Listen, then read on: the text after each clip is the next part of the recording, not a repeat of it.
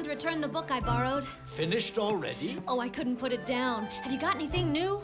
Bookish, quiet, intelligent, and brown-haired? The Brainy Brunette is embedded in our culture, but why do we correlate female smarts with hair color? Brainy Brunette characters follow certain trends. She's single-minded, driven, and book-smart. She's exceedingly well-read. I checked this out weeks ago, forbidden light reading. This is light. But probably not so street-smart or socially adept. She's out of place. The intelligence of the Brainy Brunette often isolates her, as if she's too smart for her born society to get her.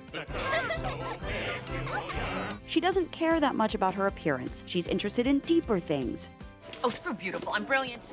If you want to appease me, compliment my brain. She's a little boring. While redheads are fiery and blondes have more fun, the Brainy Brunette's focus on her studies often gets her pegged as dorky and not exciting or desirable. I spent my junior year abroad in Frankfurt. I partied so hard over there, it was crazy. So viele verschiedene Arten Spatzen. She's the anti-blonde. Sometimes her intelligence is cemented by the presence of a dumb blonde, and these two stereotypes create a kind of feedback loop, each intensifying the other. Pardon, please. Is this the way to Europe, France? To where? Not Europe, France, honey. France is in Europe. Here's our take on the Brainy Brunette and whether she's actually smarter, or why we're trained to think she is.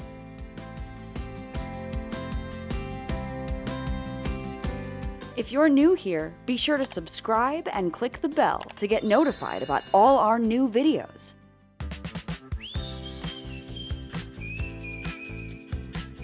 What's wrong with the way I talk? What's the big idea? Am I dumb or something? In actuality, in terms of hair color, a 2016 study from Ohio University showed that on average, blondes have higher IQs and are more likely to be classified as geniuses. But regardless of whether brunettes are actually smarter, what's indisputable is that we think they're smarter. A study from Garnier in 2009 revealed that 75% of people believed brunettes to be more intelligent. I got a 740 verbal and a 760 math. Oh, God, you're not an idiot. It's a bias actual women have faced. Silicon Valley CEO Eileen Carey dyed her hair brown in order to impress investors who were put off by her blonde locks, as there was a strong pattern of recognition of brunette CEOs. Made the decision based on research to change my perception in a way so that it improved the likelihood of, being taken more seriously. Even 2022's Inventing Anna features a plot where Anna Delvey abandons her baby doll blonde for a reddish brown in order to attract investors for her elite social club, and this works. No one will consider my business proposal because of how I look.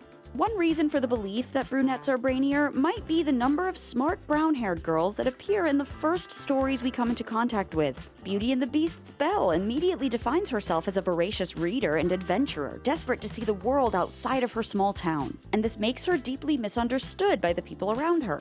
How can you read this? There's no pictures. Well, some people use their imagination. But despite this, Belle doesn't change who she is in order to fit into societal expectations. It's not just that she's intelligent, but it's the fact that she values this intelligence over and above, say, the status that would come from marrying Gaston, the mindless hot guy every other woman in the town has their eye on. Similarly, the moment she begins to fall for the Beast is when she's shown his extraordinary library and realizes that his intelligence is a match for hers. I've never seen so many books in all my life. You like it? It's wonderful. With other brainy brunette heroines like Lemony Snicket's Violet Baudelaire and A Wrinkle in Time's Meg Murray, their intelligence may be seen as strange in the story, but they are ultimately aspirational figures and offer a contrast to more conservative female heroines whose value is seen predominantly through beauty, kindness, or status. Violet knew there was always something. Something she could fashion into nearly any device for nearly every occasion. Like Belle, Roald Dahl's Matilda is also a girl out of place, a stark contrast to her vacuous family and her dictatorial headmistress, and books are again her much-needed means of escape from her oppressive environment. These books gave Matilda a hopeful and comforting message. You are not alone. Her intelligence is also tied up with this sense that she is a completely unique person who needs protecting and nurturing, and so the story gifts her another brainy brunette in Miss Honey, who is prepared to do that. You were born into a family that doesn't always appreciate you. But one day, things are going to be very different.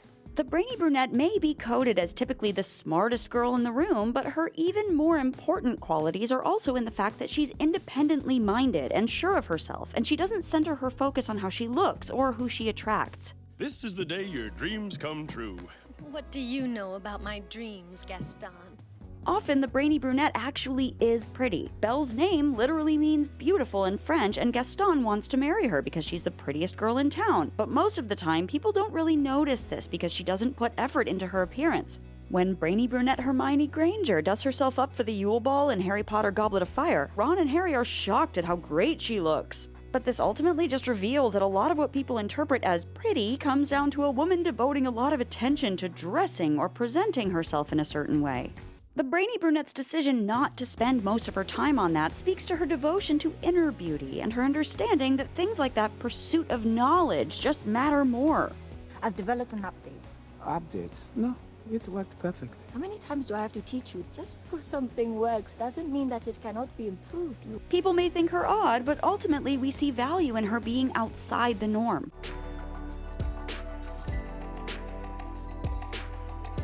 The Brainy Brunette doesn't exist in a vacuum. Her counterpart is the dumb blonde, and often these two stereotypes work to intensify each other, as in Gentlemen Prefer Blondes, where Marilyn Monroe's ditzy Lorelei is paired with Jane Russell's smarter, more acerbic Dorothy. How do you put it around your neck? You don't, Lovey. It goes on your head. You must think I was born yesterday. Well, sometimes there's just no other possible explanation. Even when blonde characters aren't stereotyped as dumb, they're often portrayed as struggling to keep up with the superior intellect of the Brainy Brunette. Blonde Lisa Simpson may be seen as essentially a child prodigy, but she still gets shown up when a new intelligent saxophone-playing brunette girl moves to Springfield, and Lisa's reputation of intelligence and confidence quickly seem to deplete by comparison. I was just skipped ahead because I was getting bored with the first grade. You're younger than me, too? In Gilmore Girls too, while blonde Paris seems to be the more driven high achiever, for some inexplicable reason it's brunette Rory who gets seen as the smart one and surpasses Paris academically. Because for a long time on screen, blonde was a shorthand for beauty, the pretty but dumb blonde versus brainy brunette trope often was really about pigeonholing women, saying they can be either intelligent or beautiful. So in that sense, the brainy brunette can sometimes be used as a way to put other women down, while also dissing the brunette herself by suggesting she's only focused on her studies because she's less romantically desired than her blonde counterparts. Maybe werewolves and ghosts are just distractions to keep you away from what really frightens you. Intimacy with another person. But I'm more comfortable in the world of logic and facts. The blatantly false assumption that a woman could only be pretty or smart is a way of limiting a woman's power to just one avenue. On another level, too, this paradigm is also implicitly showing how the more feminine traits associated with blondness are shallow and empty, while the more masculine traits associated with darker hair are valuable and worthwhile. In An Education, Carey Mulligan's Jenny, who has lofty aspirations of going to Oxford and filling her life with fulfilling cultural experiences, is countered by Rosamund Pike's uber-glamorous blonde Helen, whose interests are more materialistic. Well, Chelsea's too expensive for me too, really, but we don't have to worry about that. If you want something in Chelsea, just get David to take you shopping. Similarly, in 30 Rock, Jenna Maroney's dumb blonde shtick is associated with her vacuousness and self-absorption. Jenna, what's wrong? My niece drew a picture of me and I look so fat! Meanwhile, smarter and deeper Liz Lemon is more often seen around the male characters at TGS, bouncing ideas off Pete or being mentored by Jack, and this subtle male coding of Liz is made even more explicit when it's revealed she's been hiding her facial hair from her colleagues. I'd like you all to meet Tom. Tom Selleck. He's my mustache. So this dichotomy feeds a message that more girly equals less intelligent, and that in society's eyes you can never be both at the same time.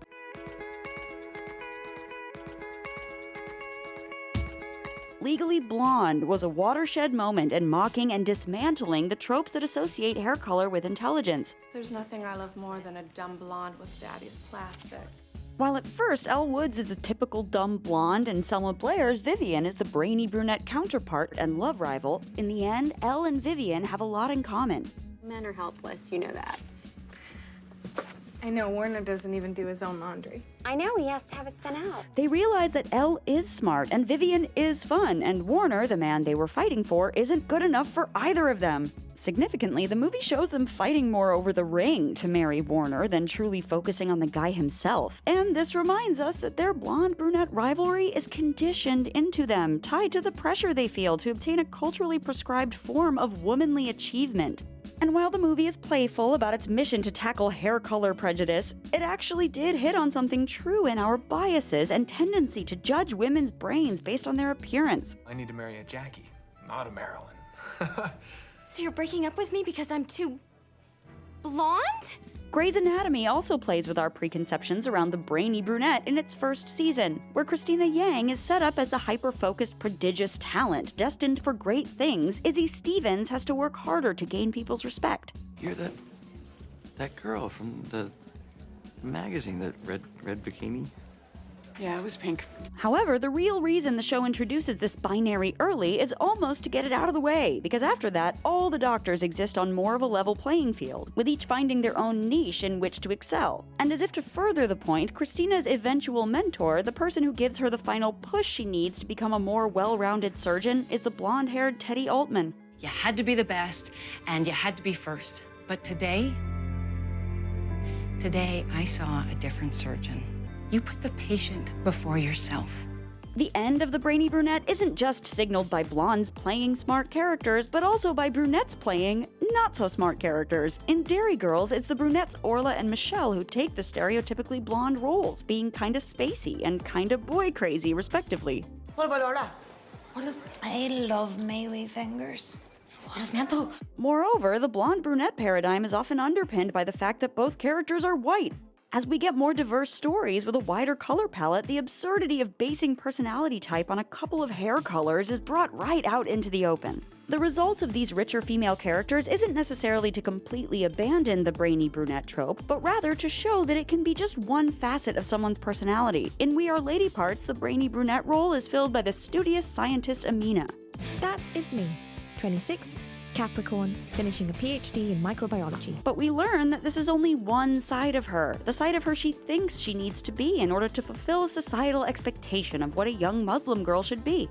The hidden, more creative, artistic side of herself gets drawn out when she meets other Muslim girls who show that she can make other choices. She's still the brainy brunette, but she's allowed to be more than that, too.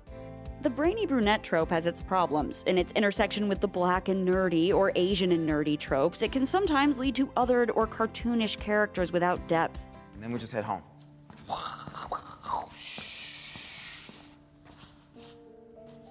I done the math.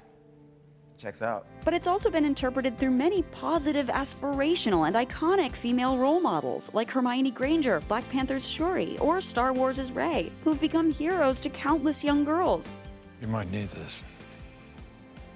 I think I can handle myself. So much of being a young girl is being bombarded with messages of who you should be. The Brainy Brunette reminds you to think for yourself and ask, who do you want to be? I have things to do. I have school and Harvard to think about. Thanks for watching The Take. Make sure to subscribe and let us know what you want The Take on next.